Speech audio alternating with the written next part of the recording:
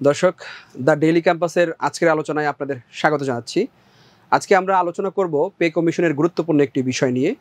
পুরো ভিডিওটি দেখার জন্য আপনাদের আমন্ত্রণ জানাচ্ছি।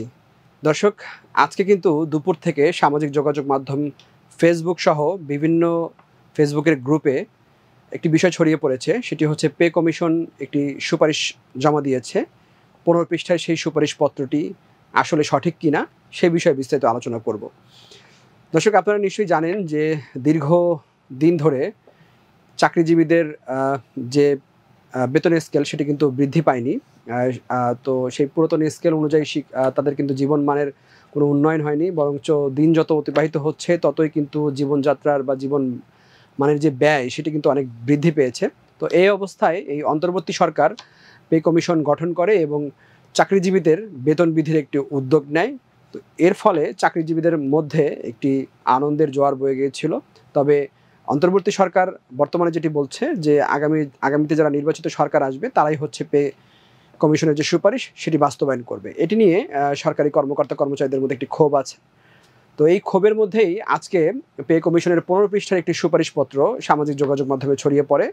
আমরা দেখেছি ফেসবুকের বিভিন্ন গ্রুপে, এমনকি ব্যক্তিগত টাইমলাইনেও দেখেছি যে 15 পৃষ্ঠার যে সুপারিশপত্র সেই সুপারিশপত্রে 20টি গ্রেডই কিন্তু রাখা হয়েছে। তো সেখানে হচ্ছে 20তম গ্রেড থেকে শুরু করা হয়েছে এবং সর্বোচ্চ 1ম গ্রেড করা হয়েছে। তো সেটি আসলে সত্য নয় বলে পে কমিশনের সদস্য ডক্টর মোহাম্মদ আলী খান আমাদেরকে জানিয়েছেন, আমাদেরকে এটি নিশ্চিত করেছেন যে এটি সম্পূর্ণ ভুয়া। তিনি আমাদেরকে যেটি বলেছেন যে কমিশন সুপারিশমালা তৈরির জন্য কাজ করছে, 50% মতো কাজ শেষ হয়েছে। তবে এখনও গুরুত্বপূর্ণ কয়েকটি স্টেক হোল্ডারের মতামত নেওয়া বাকি আছে। এর মধ্যে আগামী সোমবার সচিবদের সঙ্গে বসবেন, অর্থাৎ আমলার যে সর্বোচ্চ পদ সেটি হচ্ছে কিন্তু সচিব। বিভিন্ন মন্ত্রণালয়ের যে সচিবরা রয়েছেন সেই সচিবদের সঙ্গে তারা বসবেন। তবে কমিশন এটি জানিয়েছে যে সব সচিবকে হয়তো একসঙ্গে পাওয়া যাবে না, এই জন্য তারা কয়েকটি ধাপে হয়তো সচিবদের সঙ্গে আলোচনা করবেন। তো এই আলোচনার পরে কমিশনের যে সুপারিশ সেই সুপারিশমালা প্রণয়ন করা হবে। প্রণয়ন করতে করতে ডিসেম্বরের শেষ নাগাদ হয়তো কমিশন সুপারিশমালা জমা দিতে পারবে। তো এর আগে যে বিষয়গুলো ফেসবুকে ছড়িয়ে পড়ছে সেই ছড়ানো বিষয়গুলোর কোনো সত্যতা নেই। তো আজকে ফেসবুকে যে বিষয়টি ছড়িয়েছে সেই বিষয়টি নিয়ে আমি আপনাদেরকে একটু আলোচনা করতে চাই।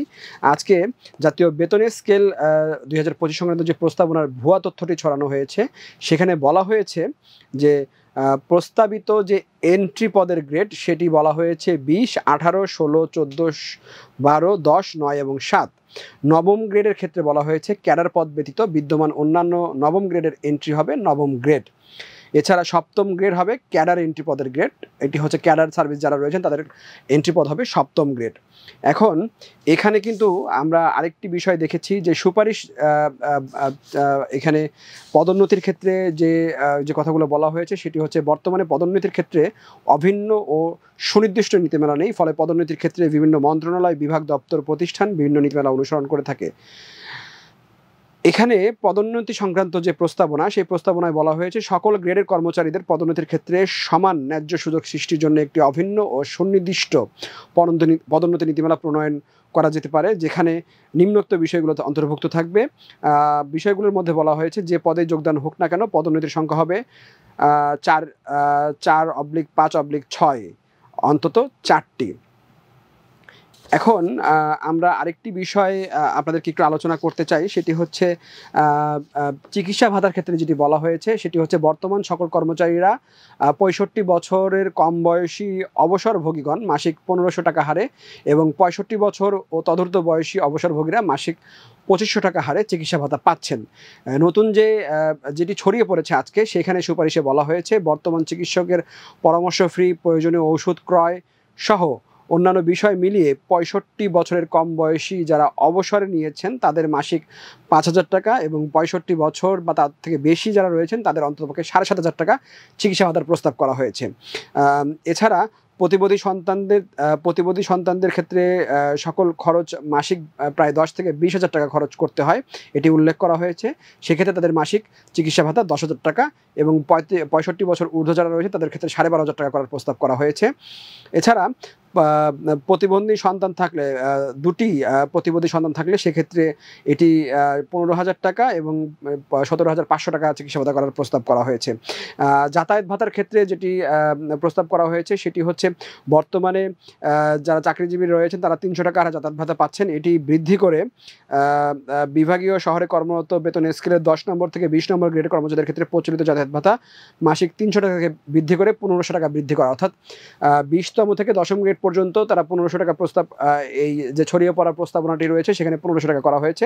অন্যান্যদের ক্ষেত্রে অন্যান্য এলাকার জন্য 1000 টাকা নির্ধারণ করা যেতে পারে।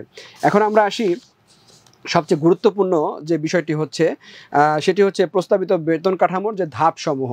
2015 সালে জাতীয় বেতন স্কেলের যে ধাপগুলো ছিল 20তম গ্রেড, সেই 20তম গ্রেডই কিন্তু রাখা হয়েছে প্রস্তাবিত যে আজকে ফেসবুকে যে ছড়িয়ে পড়েছে সেটি। তো সেখানে 20তম গ্রেডের বেতন যেটি সর্বনিম্ন বলা হয়েছে, বেতন শুরু হবে 25,800 টাকা থেকে, যেটি বর্তমান স্কেলে 8,250 টাকা হিসেবে গণ্য করা হয়। এছাড়া নবম গ্রেডের যেটি বলা হয় প্রথম শ্রেণীর পদ, নবম গ্রেডের ক্ষেত্রে আপনার বর্তমানে স্কেল হচ্ছে 22,000 টাকা, সেটি প্রস্তাব করা হয়েছে 60,800 টাকা। এবং সর্বোচ্চ যে গ্রেড একম গ্রেড, সেই একম গ্রেডের ক্ষেত্রে কিন্তু বর্তমানে প্রযোজ্য ক্ষেত্রে 78,000 টাকা এবং প্রস্তাব করা হয়েছে 1,65,500 টাকা। তো আসলে এই যে 15 পৃষ্ঠার যে সুপারিশ বা প্রস্তাবটি আজকে ফেসবুকে ছড়িয়ে পড়েছে সেটি আসলে এইভাবেই বর্ণনা করা হয়েছে এবং এটিকে অনেকেই সত্য ভেবে আলহামদুলিল্লাহ বা শুকরিয়া আদায় করছেন এবং বলছেন যে কমিশনকে ধন্যবাদ জ্ঞাপন করছেন। তবে কমিশনের বিজ্ঞ যিনি সদস্য রয়েছেন ডক্টর মোহাম্মদ আলী খান, তিনি কিন্তু নিশ্চিত করেছেন যে 15 পৃষ্ঠার এই যে সুপারিশ মালা বা যে প্রস্তাবনাটি ছড়িয়ে পড়েছে সেটির কোনো ভিত্তি নেই, সেটি সম্পূর্ণ ভুয়া। এটিতে তারা হচ্ছে যারা চাকরি করছেন, চাকরিজীবীরা রয়েছেন তাদেরকে মনোনিবেশ করতে নিষেধ করেছেন। তো তারা যেটি বলেছেন যে কমিশন অত্যন্ত আন্তরিকভাবে কাজ করছে, আন্তরিকতার সঙ্গে কাজ করছে, দ্রুত সময়ের মধ্যে যেন কমিশন সুপারিশমালা বা প্রস্তাবনা যেটি বলেন না কেন সেটি জমা দিতে পারে সেই জন্য তারা কাজ করছে। তো তারা যেটি বলছে, তারা বিভিন্ন স্টেক হোল্ডারদের মতামত গ্রহণ করেছেন, সেই মতামতগুলো তারা পর্যালোচনা করছেন। এখন তারা মতামত গ্রহণ করবেন সচিবদের, অর্থাৎ আমলাদের যে সর্বোচ্চ পদ সচিব, বিভিন্ন মন্ত্রণালয়ে যারা সচিব রয়েছেন সেই সচিবদের সঙ্গে তারা তাদের মতামত গ্রহণ করবেন। আগামী সোমবার তারা হচ্ছে পুরাতন যে ভবনটি রয়েছে, পুরাতন ভবনের যে কক্ষে মূলত সভাগুলো হয় সেই কক্ষেই এই সচিবদের মতামত গ্রহণ করা হবে। তো সব সচিবকে তারা হয়তো একসঙ্গে পাবেন না, এই জন্য কয়েকটি ধাপে এই সচিবদের মতামত গ্রহণ করা হবে। পরবর্তীতে এই মতামতগুলো পর্যালোচনা করে এবং সকল স্টেক হোল্ডারদের যে মতামতগুলো রয়েছে সেই মতামতগুলো পর্যালোচনা শেষে এই কমিশন কিন্তু একটি সুপারিশমালা সরকারের কাছে জমা দেবে। তো কমিশন যে সুপারিশমালা যেটি জমা দেখ না কেন, যেহেতু সামনে ডিসেম্বরে হচ্ছে আপনার নির্বাচনী তফসিল ঘোষণা করা হবে, তো ধারণা করা হচ্ছে যে তফসিল ঘোষণার পরে কমিশনের যে কার্যকলাপ সেটি অনেকটাই ধীরগতি হয়ে যাবে এবং সরকার তখন নির্বাচন নিয়ে ব্যস্ত থাকবে, সকল মন্ত্রণালয় তখন নির্বাচন নিয়ে ব্যস্ত থাকবে। তো কমিশনের যে প্রস্তাবনা সেটি হয়তো এই সরকার বা অন্তর্বর্তী সরকার বাস্তবায়ন করতে পারবে না। আগামীতে যারা নির্বাচিত হবে, নির্বাচিত যে সরকার আসবে সেই সরকার হচ্ছে এই কমিশনের যে সুপারিশগুলো সেই সুপারিশগুলো গুরুত্ব সহকারে বিবেচনা করে বাস্তবায়ন করবে, এমনটি অন্তর্বর্তী সরকারের প্রত্যাশা। দর্শক, ভিডিওটি আপনারা শেয়ার করে দেবেন, একই সঙ্গে দ্য ডেইলি ক্যাম্পাসের ইউটিউব চ্যানেলটি সাবস্ক্রাইব করবেন। শিক্ষাসহ সকল খবর সবার আগে জানতে অবশ্যই দ্য ডেইলি ক্যাম্পাসের সঙ্গে থাকবেন। আল্লাহ হাফেজ।